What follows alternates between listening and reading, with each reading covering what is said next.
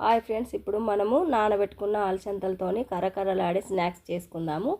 ముందుగా పొయ్యి పైన కడాయి పెట్టుకొని దాంట్లో సరిపడా అంత ఆయిల్ వేసుకొని పోపు దినుసులు వేగిన తర్వాత ఆ నీళ్ళతోనే తీసి ఆ నానబెట్టుకున్న అలసంద గింజలను అందులో వేస్తున్నాను. అవి చక్కగా ఫ్రై అయ్యేంత వరకు మధ్య మధ్యలో కలుపుతూ వేయించుకోవాలి.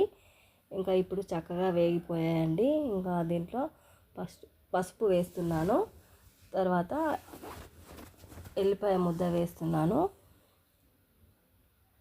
తర్వాత సన్నగా తరిగిన పచ్చిమిరపకాయ ముక్కలు కూడా వేస్తున్నాను. కరివేపాకు కూడా వేసి ఒక 2 నిమిషాలు ఫ్రై చేసుకోవాలి.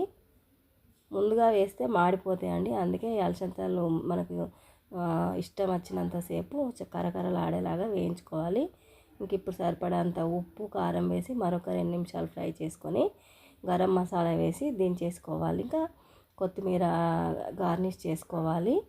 ఇంకా మనం ప్లేట్లో సర్వ్ చేసుకునేటప్పుడు కట్ చేసుకున్న పచ్చి ఉల్లిగడ్డ ముక్కలు కూడా వేసుకొని నిమ్మకాయ పిండుకొని తినాలి. ఇంతే ఫ్రెండ్స్. Thank you friends.